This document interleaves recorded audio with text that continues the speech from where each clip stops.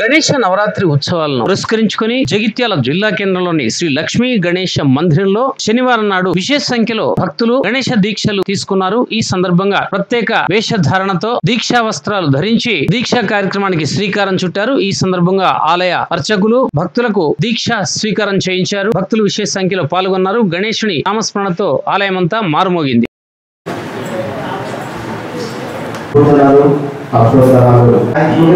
ఎవరైనా రసీదు లేకుండా పూజ జరగదు. దయచేసి అందరూ గమనించి రసీదు ప్రకారమే పూజకు ఎంట్రీ చేయడం జరుగుతుంది. రసీదు నెంబర్ సీరియల్ నెంబర్ రాసి పూజ ఎంటర్ చేయడం జరుగుతుంది. కాబట్టి పొరపాటున మీరు రసీదు లేకుండా మాల వేసుకున్నా మీ పేరు పైన పూజ జరగదు. జై గణేష్.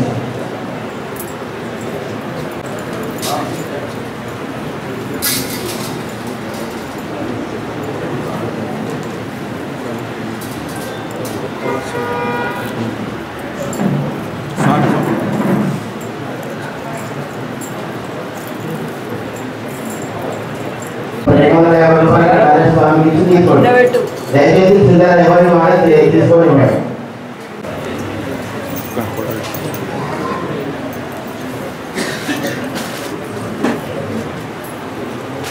ఈ అయినాక చేస్తే ఇబ్బంది ఉన్నది.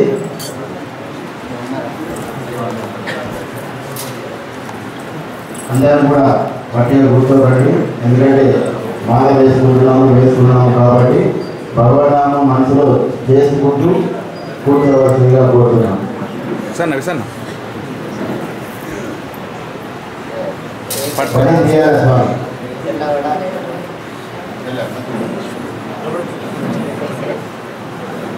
తీసుకుంటూ స్వామి ఆగకపోతే ఇంకోటి ఎక్స్ట్రా తీసుకో కావాలి.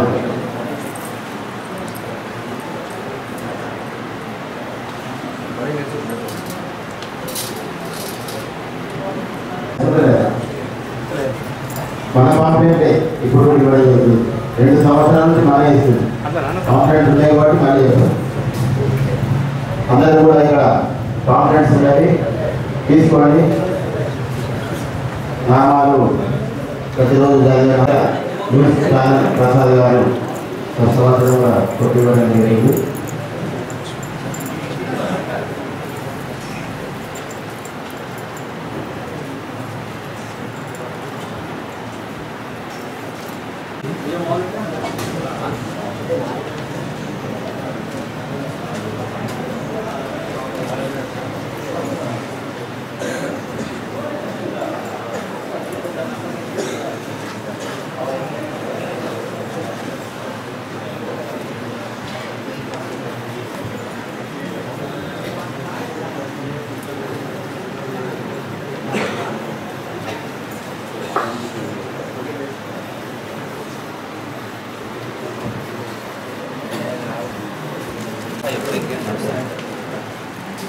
ఎంపీలో కూడా ఫ్రీగా రావడం జరిగింది. మొన్ననే రాష్ట్రపతి గారితో అవార్డు కూడా తీసుకోవడం జరిగింది.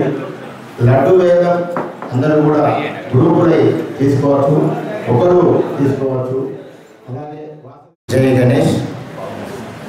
మన లక్ష్మీ గణేష మందిరము గత 23 సంవత్సరాల నుంచి శ్రీమాన్ నమ్మి వేణుగోపాలాచార్య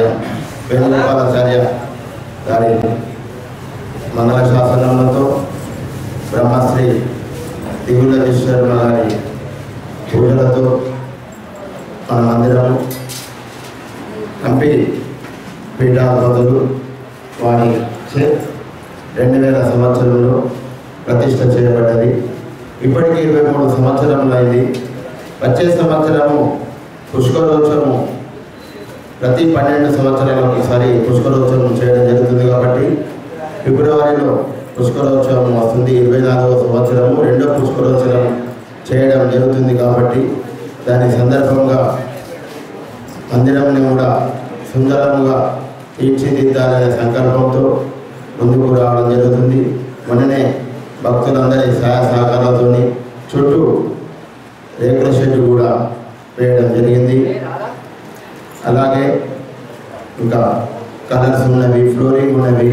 వచ్చే ఫిబ్రవరి మార్చి కోసం వరకు ఇవన్నీ భక్తుల సహాయ సహకారాలతో చేసుకుందామని సంకల్పం చేయడం జరిగింది. కాబట్టి అందరూ కూడా ఆలయం అభివృద్ధికి నిర్వహణకు సహకరించి స్వామివారి కృపకు పాత్రలు కావాల్సిందిగా కోరుతున్నాం.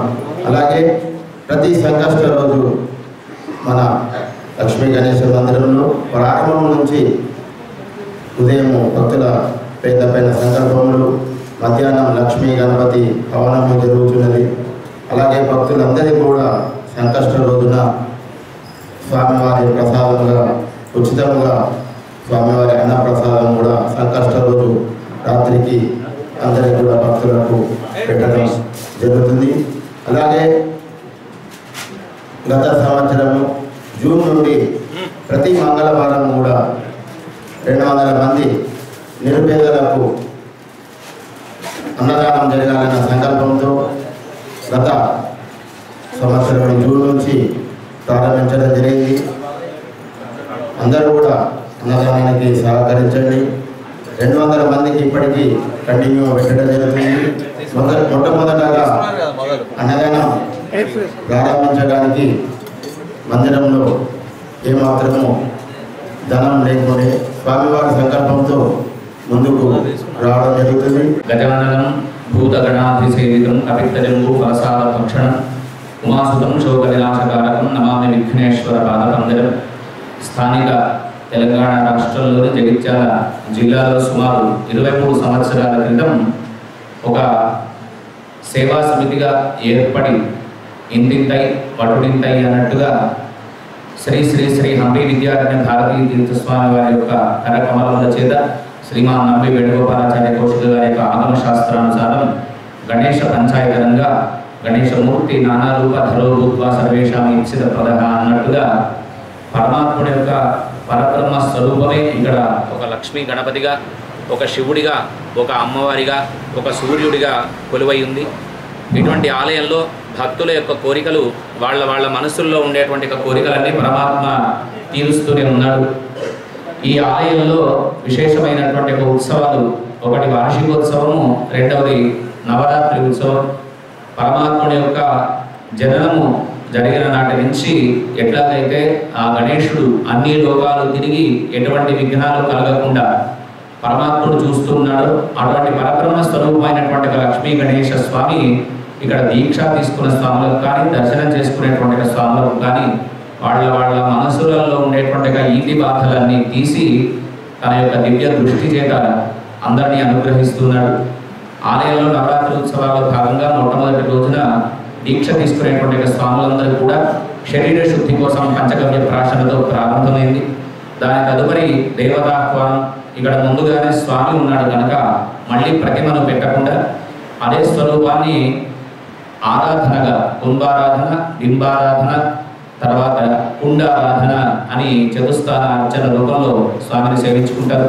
ఒక్కొక్క రోజు ఒక్కొక్క ఉత్సవం. కన్నుల పండుగగా ఒకరోజు జిల్లేడు పుష్పాలు, రక పుష్పార్చన ఒక రోజున, దీపాలంకరణ ఒక రోజున, ఈ ఋతువులో ఎన్ని పళ్ళైతే దొరుకుతాయో ఆ పళ్ళ రసాల చేత అభిషేకం ఒక రోజున, అట్లాగే ఒక 9 ఆలయాల సందర్శన, దాని తదుపరి ఒకరోజు హోమం, ఒకరోజు 108 సంఖ్యగా స్వామికి నివేదన ఇత్యాది ఆనందదాయకమైనటువంటి కార్యక్రమాలు ఎన్నో జరుగుతుంటాయి.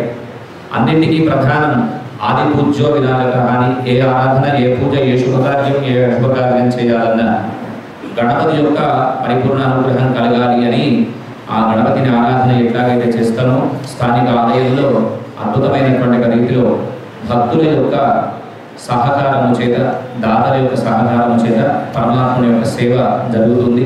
సేవలో పాల్గొన్న వాళ్ళందరికీ, చూసే అవకాశం లేకుండా చూపిస్తున్న వాళ్ళందరికీ, చూసిన వాళ్ళందరికీ ఆ గణపతి యొక్క పరిపూర్ణ అనుగ్రహం కలగాలి. నవరాత్రి ఉత్సవంలో ప్రధానమైంది పూర్ణత్వాన్ని పొందినటువంటి పరబ్రహ్మ స్వరూపాన్ని మనం చూడడమే నవరాత్రి దీక్షలో ఉన్నది.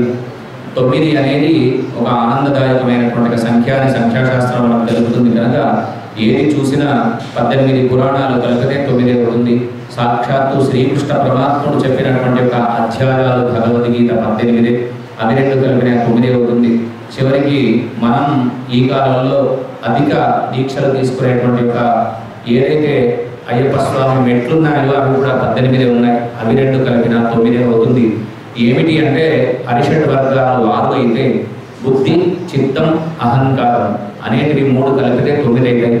ఇవన్నీ తీసి అహంకార మమకారాలన్నీ పరమాత్మ యొక్క దివ్య చరణార్జంలో ఎందు ఉంచితే మనలో ఉండేటువంటి పరమాత్మ సాకారం, లోపల ఉన్న పరమాత్మ మనకు కనిపిస్తాడు కనుక అటువంటి సాకార రూపం మనందరము చూసి మళ్ళీ తల్లి గడపలో 9 నెలలు అవస్థపడకుండా ఉండేట్టుగా పరమాత్ముడు మన అందరినీ ఆశీర్వదించాలని కోరుతూ, దీక్ష తీసుకున్న స్వాములే ఆలయానికి రాకుండా తీసుకునే వారు కూడా ఆలయంలో జరిగేటువంటి ఉత్సవాలలో పాల్గొని స్వామి కృపకు పాత్రులు కావాల్సిందిగా అందరికీ కూడా పేరు పేరున సేవా సమితి వారు ఆహ్వానిస్తున్నారు కనుక ఆహ్వానాన్ని మన్నించి అందరూ విచ్చేసి స్వామి యొక్క సేవలో పాల్గొని తరించవలసిందిగా, అవకాశం లేని వాళ్ళకు చూస్తున్న వాళ్ళందరికీ గణపతి యొక్క పరిపూర్ణ అనుగ్రహం చేత ధర్మబద్ధమైన ప్రతి కోరిక స్వామి నెరవేర్చారు.